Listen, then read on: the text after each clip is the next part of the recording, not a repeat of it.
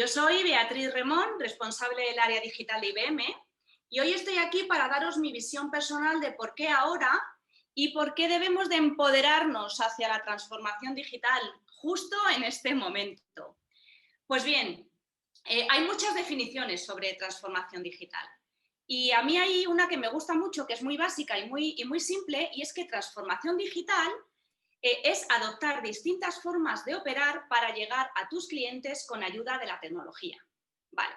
No se trata, ni muchísimo menos, de empezar de cero, sino de repensar hacia dónde queremos ir. Estamos atravesando un momento histórico en el mundo desde el punto de vista social, económico, político, pero lo que sí que es cierto es que hoy por hoy tenemos mucha más información que hace 6 meses. Y esta información nos va a ayudar, porque esta información nos hace ver cómo nos hemos enfrentado a muchos meses distintos. Y por qué no decirlo, a muchos meses duros. Y llega el momento de repensar, de repensar qué ha pasado, cómo hemos vivido. Y si me permitís, voy a compartir con todos vosotros un vídeo muy corto en el que estoy segura que todos nos sentiremos identificados y familiarizados, o bien con alguna escena, o bien con alguna situación, alguna vivencia de las que vayamos a ver en el vídeo. Allí va.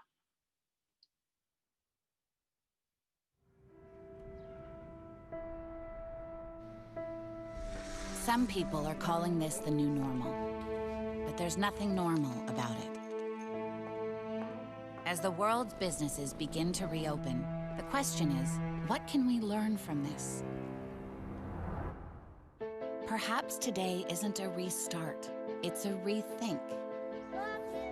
A time to take the things that are working and apply them to the new jobs that need to get done. Today, businesses are staying open in a world that feels closed. With the IBM Cloud, retailers can keep systems up as millions of orders move online. Data is being protected against new security risks. So at leading hospitals, private information can stay private, even while doctors are caring for patients from home.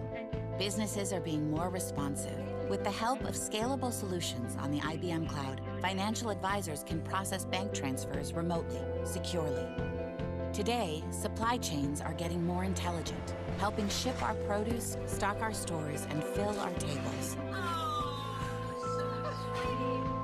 Remote work is working smarter with IBM Watson, helping employees stay more productive and making parents even more proud.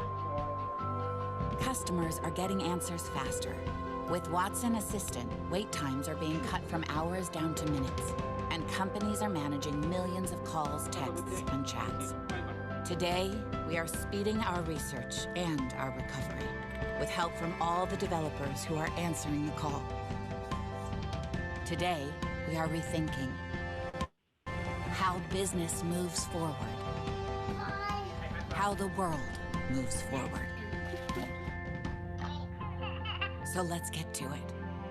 Let's put smart to work.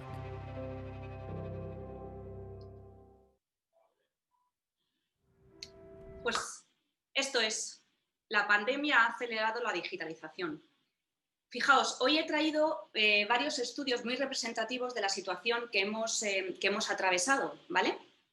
Antes de la pandemia, el 86% de las pymes ni se planteaban la digitalización en sus empresas. Pero lo que todavía es más grave es que de estas 86%, solamente un 2% estaban preocupados porque no tenían un plan de digitalización sobre sus proyectos. Y a raíz de la pandemia, y según Gartner, hoy, unos cuantos meses después, en un estudio que se hizo en agosto, el 70% de los miembros del comité de dirección han acelerado sus iniciativas digitales. Con lo cual, la diferencia es abismal. Además, otra fuente muy interesante que hace un estudio muy valioso y además se publicó en septiembre, que es el Institute for Business Value, también nos dice que 2/3 de los directivos a los que se encuestaron afirmaron que la pandemia les ha permitido avanzar en iniciativas de transformación digital donde antes encontraban cierta resistencia. al cambio, cierta resistencia al movimiento. Otro punto también muy interesante frente a ese que oíamos a principio del año 2020, que el 86% ni siquiera se planteaban una digitalización en sus empresas. Y como parte del mismo estudio, otro de los componentes muy significativos es que las organizaciones que usan tecnologías digitales, hoy por hoy, están superando a la competencia en mayor o menor porcentaje. Pero es importante saber que todos aquellos que se han puesto manos a la obra están superando a sus competidores. Pues bien, ahora, si nos metemos de lleno en qué es la digitalización, no podemos dejar de lado lo que significa el teletrabajo. El teletrabajo es parte de la digitalización, porque para digitalizarte tienes que empezar desde dentro, desde tu organización, desde tus equipos, desde los directores, desde los proveedores, desde dentro del origen de tu compañía. Y en realidad que hay que tener en cuenta que los auténticos cambios siempre parten de uno mismo. En otra de las encuestas que se hicieron hace tiempo en el Instituto Tecnológico de Massachusetts, se hizo a trabajadores estadounidenses. Se realizó en abril, fijaos, un poquito antes de empezar con el cataclismo grande. Y aquí respondieron que el 34% de ellos estaban trabajando ya en remoto, a consecuencia de la crisis. Y aproximadamente el 15% confirmó que ya lo había hecho antes de la pandemia. Esto quiere decir que cerca del 50% de la fuerza laboral estadounidense podría estar trabajando desde casa en cualquier momento. Esto en abril. Y según veis en esta foto, en esta hoja que os muestro hoy, en el estudio que hace también Gartner se refleja algo muy parecido en países como Gran Bretaña y en algunos otros países de Europa, por cierto, que la fuerza laboral trabaja desde casa alrededor de un 40 o un 50% en horario continuo de 9 a 5. Sin embargo, en países como España y en países de Latinoamérica, y además lo traje a propósito a esta charla, precisamente hay que preocuparse porque tan solo entre el 22 y el 24% de los trabajadores pueden trabajar remotamente desde otro espacio que no sea el físico de la oficina. Con lo cual, el primer reto al que nos hemos enfrentado en la digitalización ha sido el puesto de trabajo. El tener un sitio donde poder desarrollar tu trabajo de la misma manera que lo puedes desarrollar en la oficina, en tu espacio al que estabas acostumbrado. Por apuntar otro tipo de entorno distinto al que es meramente el laboral, fijaos que en el entorno de los estudiantes, en el entorno de los colegios, aquí se ha visto una brecha importante desde el punto de vista de la digitalización, una brecha digital. Como en aquellas familias en las que había más de un componente donde poder conectarte al colegio o poderte conectar al trabajo, las cosas han fluido medianamente, pero ¿qué pasa en todas aquellas casas donde no había un ordenador, donde no había un dispositivo? Que hay muchas. ¿Qué hacían esos niños que no podían conectarse como otros niños, compañeros de su misma clase quizá, que sí podían hacerlo? Con lo cual, el teletrabajo, el estar activo de manera virtual en cualquier espacio es muy importante para la digitalización. Si vamos un poco más allá, el reto del teletrabajo ya no es pensar que nuestros compañeros, que nuestros empleados dejen de trabajar al ritmo o tengan una productividad distinta a la que venían acostumbrados a tener en el espacio de la oficina, motivada, ¿qué diría yo? Pues por distracciones domésticas, pues porque tienes que estar en casa con los niños o tienes que estar en casa con la familia. Entonces, esto puede crear una cierta inseguridad, pero fíjate que la pandemia nos ha demostrado justo todo lo contrario. Cuando nos hemos quedado en casa y hemos trabajado, se nos ha notado ese vínculo con nuestro propósito, el vínculo de hacer las cosas de la misma manera que estábamos haciéndolas, el sumar todos a un mismo objetivo. Y todo aquel pensamiento de los trabajadores que trabajan en casa, que no están adaptados al teletrabajo o que no están acostumbrados, trabajarán las mismas horas. ¿Podremos fiarnos de que la productividad no vaya a decaer? Pues sí, pues claro que nos podemos fiar, porque es que además nos lo hemos demostrado nosotros mismos. Sin embargo, el auténtico reto al que nos enfrentamos desde el teletrabajo, desde mi punto de vista, es el siguiente, es cómo crear contenido cuando no estamos en contacto con nuestras líneas de dirección, cuando no estamos en contacto con nuestros empleados, con nuestros compañeros, con nuestros clientes, con nuestros proveedores, con nuestros alumnos. Ese es el reto, cómo se crea ese contenido, cómo lo hacemos posible y sobre todo, cómo hacemos que los equipos se interrelacionen. Ese espacio relacional es tan importante porque somos seres humanos y los seres humanos somos sociales. Y cuando nos sacan de nuestro entorno social en el que establecemos nuestra rutina diaria, podemos llegar a perder ese sentimiento de pertenencia a la compañía. Aquí sí que tenemos un reto. Aquí sí que nosotros como líderes de equipos, como líderes de organizaciones, deberíamos de pensar mucho más y transformar la manera en la que hemos estado trabajando para, primero, llevar este contenido que es tan importante que todos los trabajadores, estudiantes, en el entorno que queramos estar, tienen que recibir y, por otro lado, cómo hacer que no se pierda el sentido de pertenencia que tenemos todos con nuestras empresas, ¿verdad? Y bueno, ¿cómo hacer que los empleados se sientan parte de la empresa y del equipo, a pesar de que no puedan estar físicamente y no puedan compartir espacios con compañeros? Pues bien, necesitamos todos tener un propósito por el que nos levantamos cada lunes. Tenemos que sentirnos parte de algo, tenemos que tener un objetivo. Para eso hace falta muchísima empatía. Y aquí sí que las plataformas digitales nos han ayudado mucho. Y también a fomentar ese sentido de pertenencia, que antes las reuniones presenciales, bueno, pues acercaban mucho esa conexión.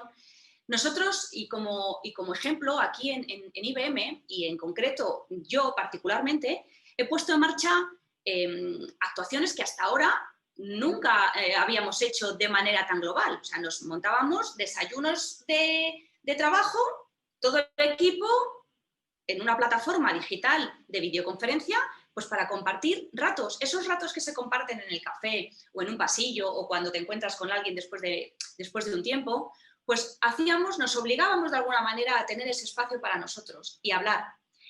Y otra de las facetas que también ya la compañía y en España se ha fomentado ha sido el poder hacer, como hace unas semanas, un análisis de manera que pudiéramos estar más cerca, cómo conseguir estar más cerca de todos los empleados, estableciendo pues la Positive Week, la semana positiva, donde IBM, que tiene unos valores muy arraigados en el compromiso, en la motivación, en la confianza, en pensar en grande, en pensar fuera de las fronteras. Bueno, pues establecimos una semana que la llamamos la Positive Week, donde ejecutivos, directores, empleados, personas, becarios, personas recién entradas en la compañía, todos nos hemos unido a una para hacer simplemente una revisión de nuestros valores y poner en práctica y poner a disposición de todos un espacio donde compartir, donde escuchar. Y tengo que decir que esta semana tuvo una repercusión tremendamente positiva entre todos. Fue una manera de, bueno, pues salir de nuestra rutina diaria y de alguna manera acercar la empresa y los valores y la cultura a los empleados que están en casa y que no pueden venir a la oficina. Por otro lado, si empezamos a pensar qué han hecho otros para estar ahí y crecer frente a sus competidores durante este tiempo, yo tengo un ejemplo que me sirve para visualizar el concepto. Las notarías en España, que supongo que en todos los países será igual. Si quieres digitalizar, imaginaos todo un proceso de compraventa de casa o todo un proceso de firma de una hipoteca con el banco, de una herencia, yo qué sé, de cualquier cosa relacionada con la notaría, pues no vale solamente con poner en marcha herramientas tecnológicas y digitales. Yo percibo que si no tenemos cambios a nivel de operaciones, por ejemplo, a nivel legal simplemente, que la gente se fíe del proceso cuando se hace de manera virtual y que en la cultura llevemos interiorizado que una firma digital sirve de la misma manera que una firma física. Fijaos los notarios y los empleados de las notarías, que también desarrollen esa confianza en el proceso de digitalización y que se adapten a la tecnología y a esa cultura. Además, en una notaría hay un montón de procesos físicos que cambiarían, porque hay muchísimos papeles que se encuadernan de manera muy cuidada y muy segura en unos espacios físicos que tienen que pasar allí años determinados porque son documentos que tienen que permanecer en el tiempo. Esto, cuando enfocamos a un modelo digital, cambiaría completamente. Y desde luego que es imposible que vayas a hacer estos cambios sin un propósito. Para conseguirlo, tienes que tener clara esa estrategia, pero esa estrategia no parte de las herramientas tecnológicas, parte de la cultura, parte de las personas que forman tu compañía, parte del entorno, de las regulaciones, de las leyes. Son muchos los contextos en los que la transformación digital tiene mucho protagonismo. Y si vamos ya un poco más al detalle, ¿vale? En nuestros pilares de propósito, estrategia, tecnología y la cultura, el propósito, yo, en lugar de decir y pensar siempre, bueno, pues mi cliente, detrás siempre de los clientes, de los estudiantes, de las fundaciones, de las asociaciones, siempre hay personas. Fijémonos en las necesidades que tienen estas personas que nosotros consideramos nuestro foco. Hagamos un retrato robot de esas personas a las que nosotros queremos dirigirnos para vender, para enseñar, para proporcionar trabajos voluntarios, para lo que nos podamos imaginar. Siempre hay personas, pero personas en el ámbito grande de la palabra, persona. Una persona que si hacemos un estudio 360 grados, habría que saber en qué redes sociales se desenvuelve, qué edades tienen esa persona a la que yo me dirijo, qué sexo, qué nivel económico-social, está trabajando en casa, está trabajando fuera. Pues bien, hay un montón de metodologías hoy en día, como el Design Thinking, que nos ayudan a desarrollar todos estos aspectos y poder saber en una sesión conjunta y colaborativa quién es nuestra persona.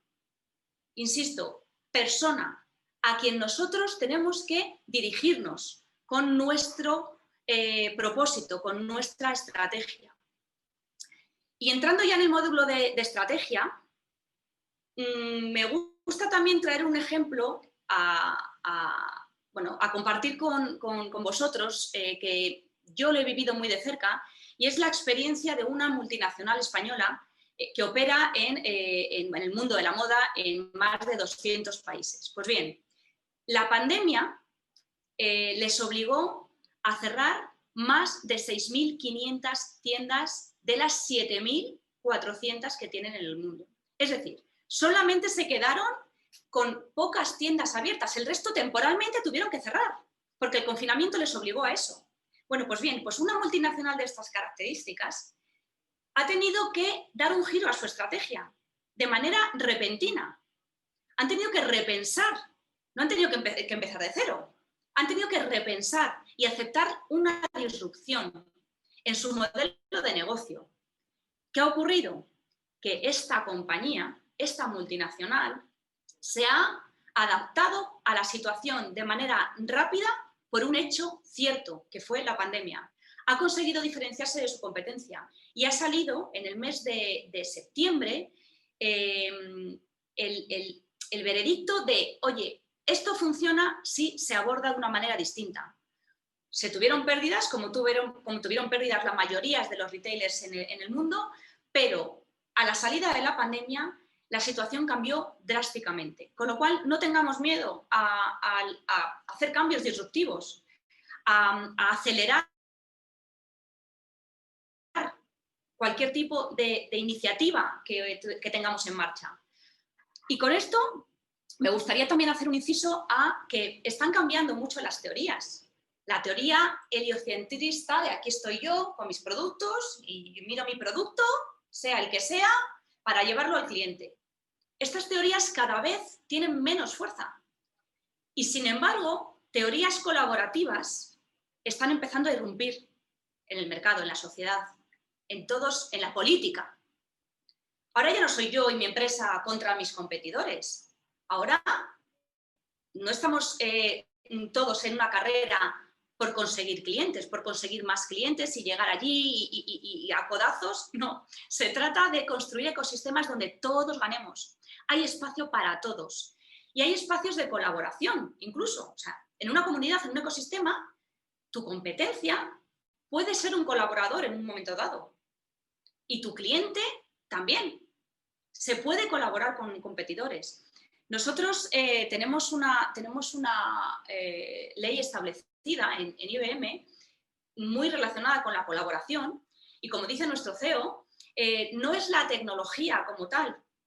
No se trata de que hagas la mejor página web que lanzar al mercado para vender online o de hacer una aplicación que puedas migrar a la nube pública. No, no, se trata de cambiar el mindset y focalizarnos en la experiencia del cliente y lo que quiere mi cliente, no en mi producto, en lo que quiere mi cliente y cómo vendérselo, con ayuda de los demás, colaborando con los demás. En este entorno tenemos un ecosistema muy rico para poder llegar al mercado de una manera mucho más flexible.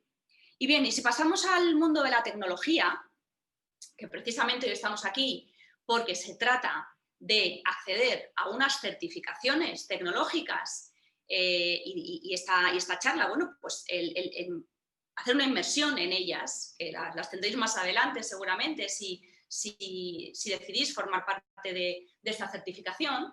Las tecnologías de hoy en día se tienen que basar en plataformas completamente abiertas. Ya no podemos tener sistemas propietarios, sistemas estáticos. Ahora tiene que ser todo escalable, tiene que ser muy flexible. Tienen que ser plataformas de clouds híbridas. No tenemos por qué hacer una gran inversión para mover todas nuestras aplicaciones, todos nuestros sistemas a nubes públicas. No, no. Tenemos unas inversiones. Hagamos que estos espacios entre nuestra tecnología física y la tecnología en la nube convivan y hagámoslo escalable. Bien, la ley de Moore dice que cada 2 años se duplica la capacidad de computación en todos los procesadores. Esto significa que la tecnología va a una velocidad increíblemente exponencial. Y por todo esto, bueno, pues cada día cambian las tecnologías y cada vez hay más y cada vez hay muchísimas más aplicaciones adaptadas a las cosas que necesitamos. Pues bien, es muy importante también que contemos con una seguridad. Todas las tecnologías aplicadas a todos nuestros negocios tienen que tener una capa de seguridad que les haga fiables. No solamente a nosotros, a nuestros empleados, a nuestros productos, a nuestros clientes, porque manejamos muchos datos. Y el dato es la materia prima más importante con la que jugamos y la que más seguridad merece. Y bien, todo esto que estamos hablando de propósito, de estrategia, de tecnología, sin un cambio cultural en los equipos no es posible. Y cuando hablamos de equipos, no me refiero a equipos, a individuos, me refiero también al líder, como miembro de un equipo también, al líder y a los miembros que componen ese equipo. Yo me pregunto, ¿cuál es el modelo de liderazgo que tengo que tener en este contexto? ¿Cómo son las personas que conforman el equipo y cómo se comportan? ¿Me sirve el modelo tal y como ha sido hasta ahora? Merece la pena hacer esa reflexión, ¿eh? ¿Y cómo yo creo que debería de ser? Pues bien, yo os voy a dar mi visión personal. Contar con líderes que fomenten la colaboración, que fomenten la innovación. Hay que aplanar las jerarquías porque Aplanando las jerarquías, le damos a cada uno de los miembros del equipo la importancia que representa. Todo el mundo se tiene que sentir valorado, porque en una compañía todos sumamos y tenemos que saberlo, que nuestro rol es importante. Todos los miembros del equipo tienen que sentirse y reformularse cada vez y reinventarse y adaptarse al cambio. Y además adaptar metodologías ágiles, flexibles, tecnológicas, tener ganas de aprender, aceptar la diversidad. Por favor, la diversidad es muy importante. La opinión. No valen los equipos ya estáticos a imagen y semejanza de un líder, simplemente por la autoridad que representan. Necesitamos tener equipos enriquecedores. La diversidad, la inclusión es lo más importante y lo que más enriquece a los equipos. Esto es muy importante. Y bueno, estamos llegando ya casi al final de lo que os quería contar hoy, de mi visión, de mi experiencia. Me encantaría estar aquí horas y horas hablando con vosotros, pero creo que merece la pena hacer una recapitulación de los conceptos más importantes que hemos querido o que quiero transmitir, ¿no? desde mi persona. Saber cuál es el propósito, pensar en el propósito, no en mi producto, pensar dónde queremos llegar. ¿Cuál es la estrategia que vamos a utilizar para llegar a él? Pensemos, repensemos, como decíamos en el vídeo. Y ya hemos comprobado que puede ser que tengamos que hacer algún tipo de acción disruptiva. Pues no pasa nada, si es que las acciones disruptivas son las que provocan el cambio. Y por supuesto, claro, tendremos que utilizar medios tecnológicos, por supuesto. Sin tecnología no hay digitalización. Es así. Sin tecnología no hay digitalización, por más que encontremos el propósito y la estrategia. Tenemos que tirar de estas tecnologías, tenemos que hacerlas nuestras, tenemos que convivir con ellas y cuanto antes nos adaptemos a ellas, muchísimo mejor. Es importante tomar decisiones en cuanto a qué tecnologías debo adaptar yo en base a mi propósito y en base a mi estrategia. Insistimos en que sean tecnologías abiertas, escalables. Ojo con los datos, la materia prima, cómo guardo los datos, cómo extraigo la información de ellos, qué valiosos son los datos. Que las operaciones estén seguras, estén en entornos protegidos, que los profesionales puedan tener movilidad. Qué importante es también lo de la movilidad, lo que hablábamos antes, de trabajar en cualquier lugar, en cualquier situación y a cualquier hora. Desarrollaremos nuestra estrategia de cloud. Y la estrategia de cloud me gustaría hacer un inciso porque me gustaría hablar como ejemplo acerca de la estrategia que IBM propone como cloud. Nosotros proporcionamos un entorno de cloud híbrida que nos permita integrar desarrollos nativos en cloud con lo que ya tengo de manera física en un entorno tradicional. Y eso es con lo que tenemos que convivir. Es importante que sepamos aprovechar lo que ya tenemos y que nos movamos hacia estas tecnologías en un viaje programado, establecido y seguro. Y llegaremos allí, pero llegaremos de una manera híbrida, que es por lo que nosotros apostamos, por tecnología abierta, tecnología híbrida y tecnología que se base en el poder que tienen los datos y la inteligencia artificial. Pues bien, ¿y para mí qué es lo más importante? Para mí lo más importante son las personas. Para mí lo más importante es el equipo, porque al final todo lo que os he contado, sin un equipo que esté comprometido, que sea flexible, que sea colaborativo, motivado, capaz de reinventarse, con una función clara, definida, con un propósito cuando se levantan todos los lunes, sabiendo para qué se levantan cuando van a trabajar. Teniendo un equipo así, como es mi caso, y en esta transparencia quiero reflejarlo, esta transparencia es mi equipo. Es un equipo que empodera, que ha empoderado en la transformación digital.